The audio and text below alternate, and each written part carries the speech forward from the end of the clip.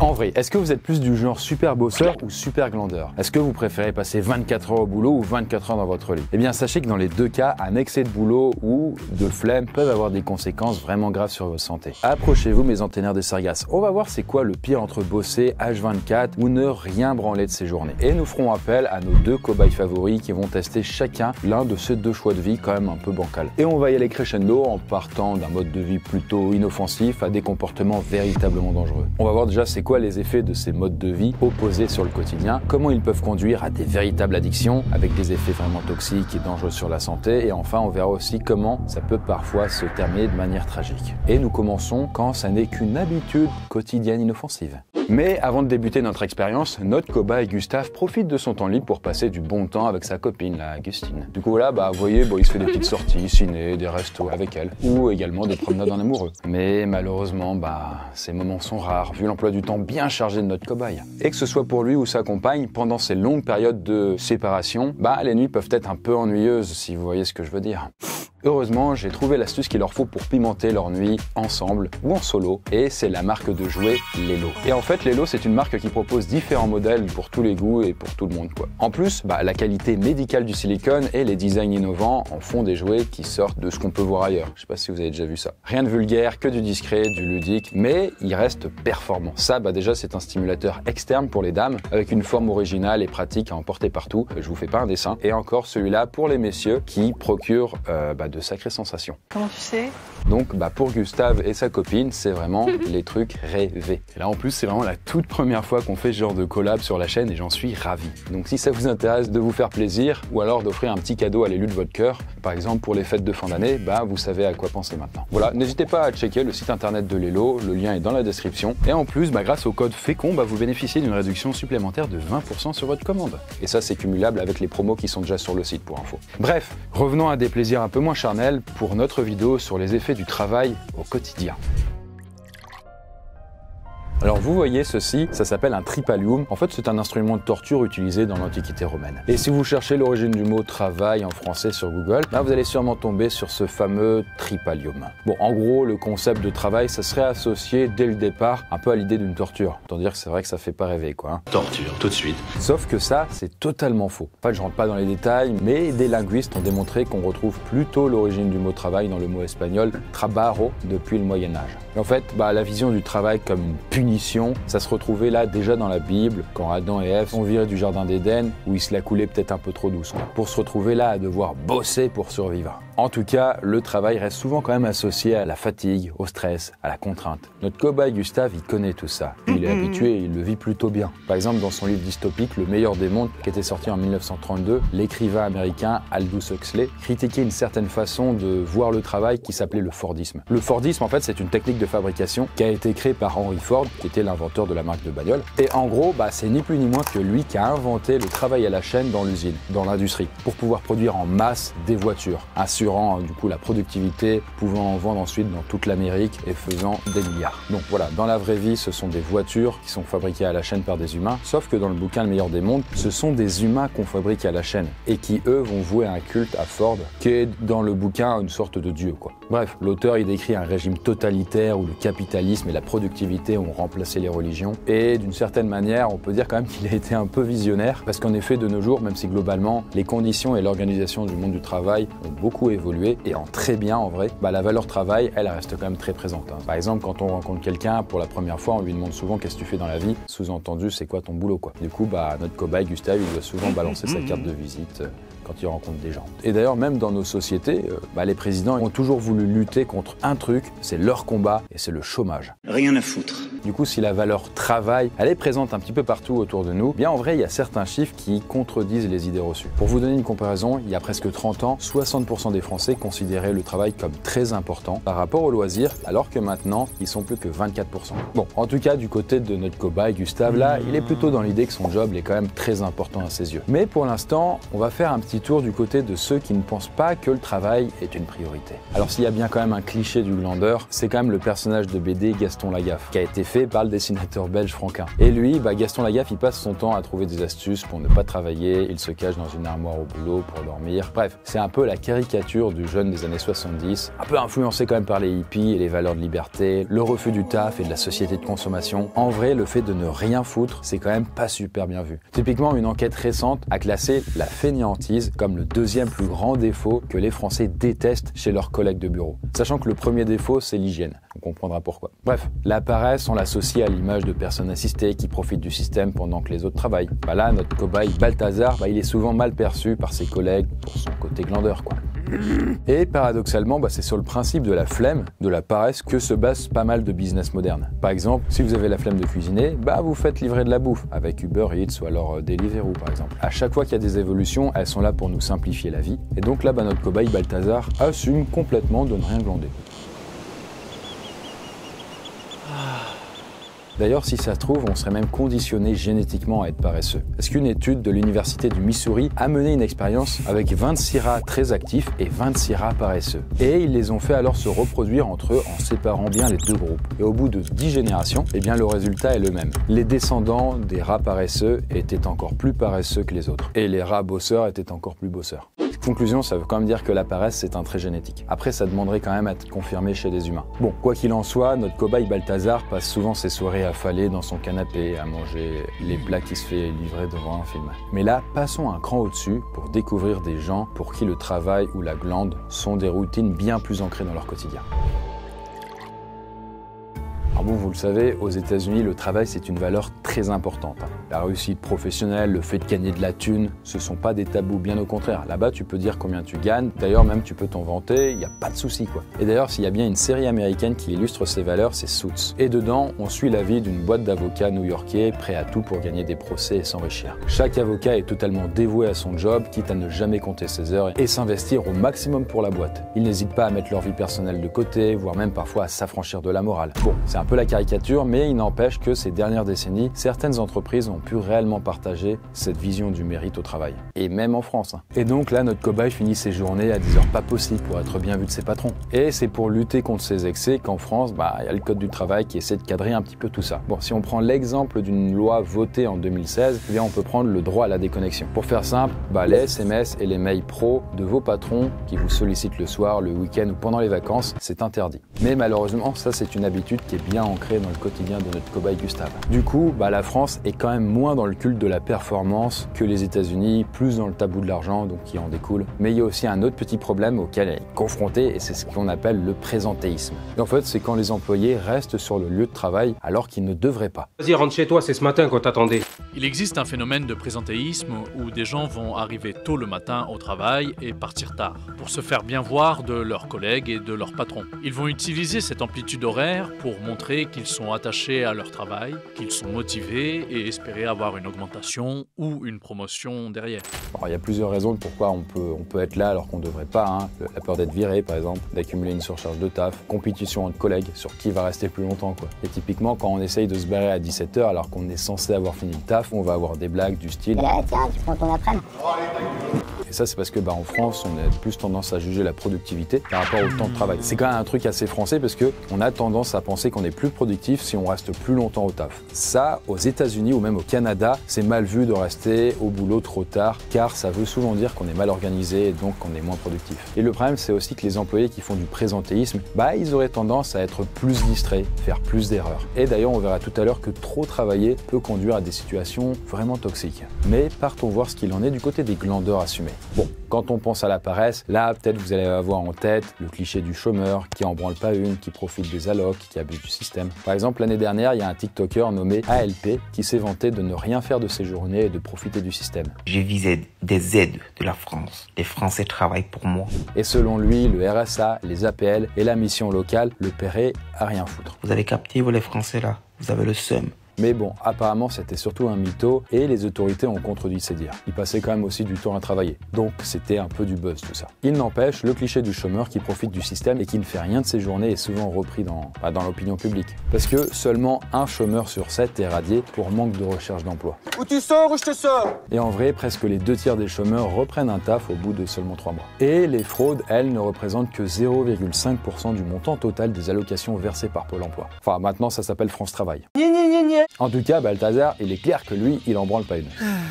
D'ailleurs, il y a aussi un autre cliché qui circule, et c'est que les jeunes, ils ont plus envie de travailler. Sauf que ça, en réalité, c'est souvent une critique qui revient toujours de la bouche des mêmes personnes, c'est les gens plus âgés, qui méconnaissent la réalité des jeunes générations, du contexte économique dans lequel ils évoluent, et qu'ils ont oublié eux-mêmes qu'ils étaient jeunes. Actuellement, le taux de chômage est 5 fois supérieur à celui des années 70. Si seulement 17% des jeunes étaient touchés par la précarité de l'emploi dans les années 80, 52,6% d'entre eux le sont aujourd'hui. Quand des personnes âgées disent aux jeunes qu'ils ne font rien, c'est omettre qu'ils ont eux-mêmes évolué dans un contexte économique très favorable de croissance infinie et de plein emploi. Du coup, c'est parfois quand même une image un peu fausse des gens qu'on croit être paresseux. Et même sans aller aussi loin, certaines personnes font juste le choix de travailler le minimum possible pour subvenir à leurs besoins. Du coup, ils fraudent pas, ils profitent pas du système, ils ont un mode de vie minimaliste, et c'est ok. Et là, notre cobaye Balthazar, il se contente de peu pour être heureux. Sauf que vous allez voir qu'un excès de taf ou de glandouille, ça peut avoir des conséquences vraiment graves sur la santé physique et mentale.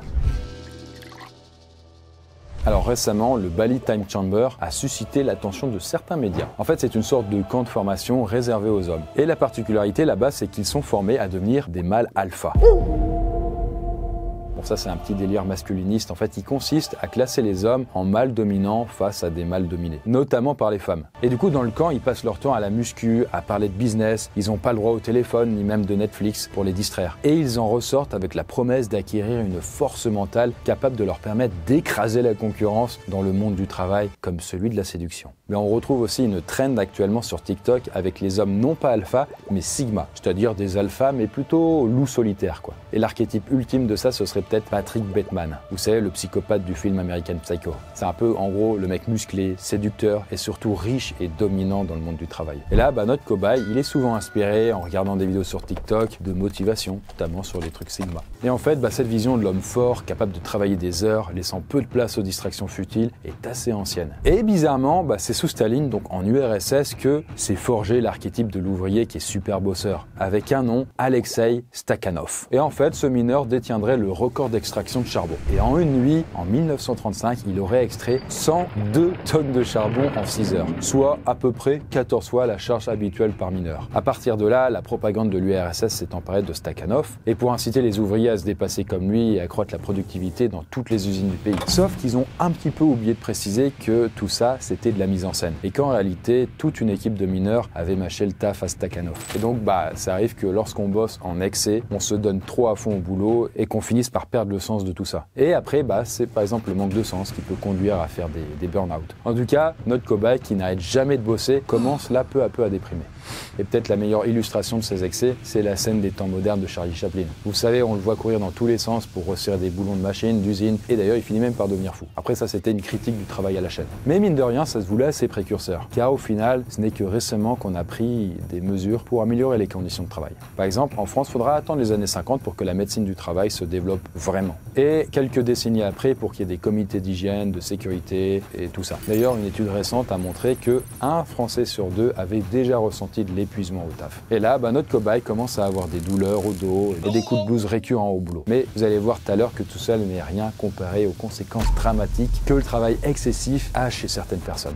Dès le 19e siècle, certains penseurs ont constaté que l'excès de travail avait des conséquences dangereuses pour le bien-être. Par exemple, il y a un économiste, Paul Lafargue, qui a sorti un bouquin intitulé Le droit à la paresse en 1883. En fait, il observait le monde du travail à son époque et il a remarqué que le progrès technique faisait tomber les gens de plus en plus dans la surproduction. Et en fait, selon lui, le but serait de pousser les gens à consommer plus et donc les ouvriers à travailler plus pour produire plus, ce qui pourrait être un cercle vicieux. En tout cas, selon lui, le capitalisme lui-même et la morale chrétienne faisaient que les hommes étaient censés souffrir au travail. Et en fait, il conclut par le fait que travailler plus de 3 heures par jour devrait être interdit. Alors, on était en 1883. Sachant que, quand même, je le précise, à son époque à lui, on pouvait bosser jusqu'à 12 heures, on n'avait pas les week-ends comme aujourd'hui, il n'y avait pas les congés payés, il n'y avait pas tout ça. On trimait vraiment au travail et notre vie était était le travail. Bref, en tout cas, notre cobaye Balthazar préfère se consacrer à d'autres choses que le travail, comme ses loisirs, l'étude des rêves typiquement. D'ailleurs, est-ce que vous avez déjà entendu parler du mouvement anti-work ? En fait, c'est un collectif qui a été lancé sur un forum Reddit et c'est une sorte de défouloir pour raconter ses pires expériences de travail, mais aussi pour diffuser des idées plus extrémistes comme l'abolition du travail. Et avec le Covid, le nombre de participants au forum est passé de 200 000 à 17,7 millions. Et en fait, le problème, c'est que certains se sont mis à donner des astuces pour en faire le moins possible au travail, tricher sur leurs horaires, voire même saboter des projets pro ou même voler les employeurs. Vision légèrement extrême, quoi. Bon, après,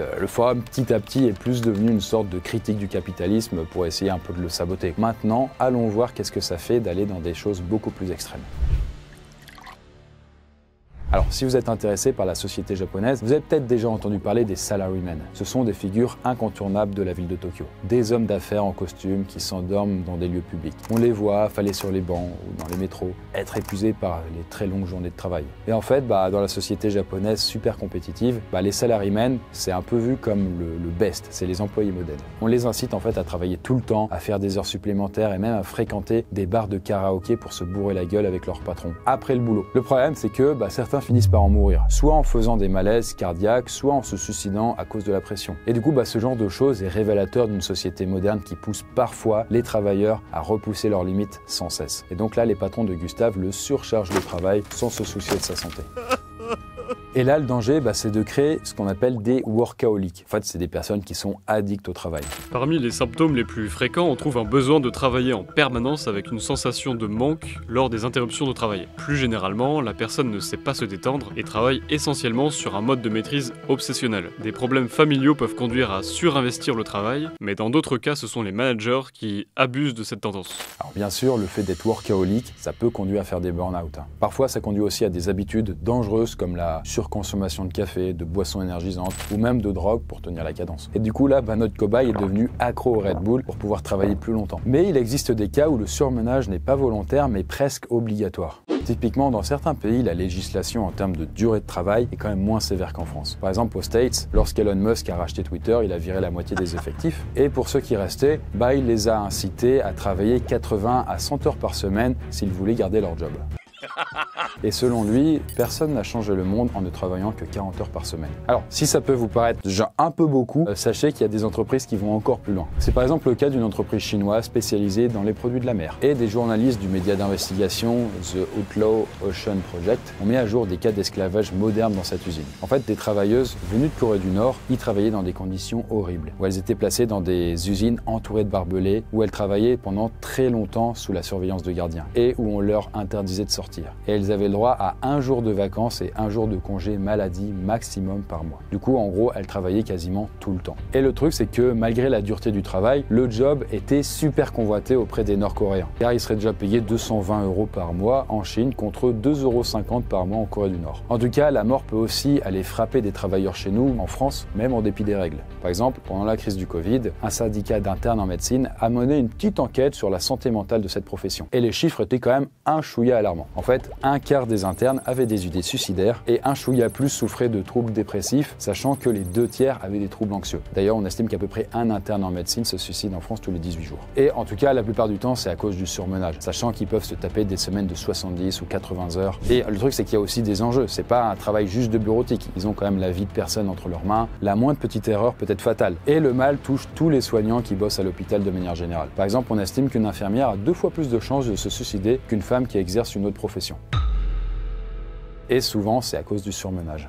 Bref, tout ça pour vous montrer qu'à un moment, face à un excès de travail, soit c'est le corps, soit c'est l'esprit qui lâche. Et du coup, pour notre cobaye Gustave, malgré les conseils de ses proches, il n'a jamais stoppé la cadence. Et là, il a fini par faire un malaise cardiaque à son bureau. Mais qu'est-ce qu'il en est d'un excès de paresse ultime? On va voir ça. Est-ce que vous avez déjà entendu parler de l'oblomovisme? En fait, c'est un terme qui a été créé par un écrivain russe qui s'appelle Goncharov et qui désigne la philosophie du héros de son roman Oblomov. En fait, dans le bouquin, Oblomov, c'est un riche propriétaire cartérien qui passe sa vie à ne rien branler. Dès son réveil, il reste plus de 7 heures au lit, il remet tout au lendemain, il passe ses journées allongées en robe de chambre, il sort jamais, il passe son temps à rêver. C'est ma vie ça, vraiment.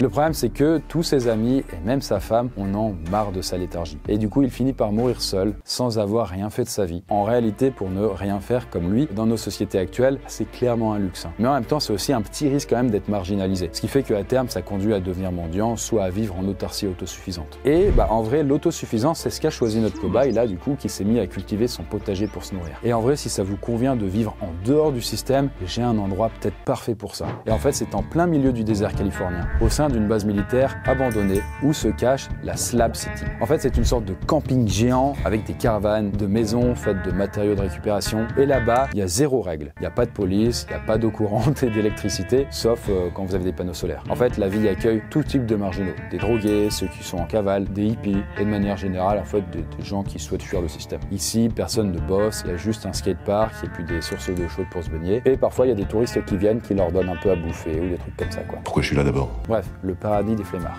En tout cas, si vous voulez pas vivre comme eux ou comme un ermite dans le désert, vous pouvez aussi passer votre temps à glander chez vous tranquillement. Sauf qu'il y a un danger qui vous guette et c'est la sédentarité. Donc le fait de passer sa vie allongée ou assis et de ne pas faire d'activité physique. Et ça, d'un point de vue santé, c'est pas ouf. Après, c'est un problème qui peut aussi clairement toucher les travailleurs, quand ils sont au bureau notamment. Par exemple, une étude australienne a montré que si vous dormez plus de 9 heures par jour et que vous faites moins de 2 heures d'activité physique par semaine, vous multipliez par 4 votre risque de mourir un jour d'un problème cardiaque.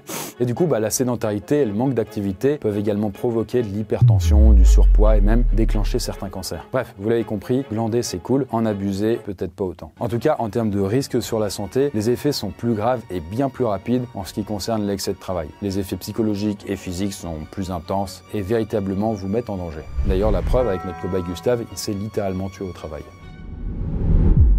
Et bien voilà pour notre expérience qui se termine ici. Et bien j'espère en tout cas que vous avez kiffé la vidéo, que vous avez appris des choses. Si vous êtes accro plus à l'un ou à l'autre, n'hésitez pas à le dire. Et sur ce, nous on se retrouve pour la prochaine vidéo. Bye bye.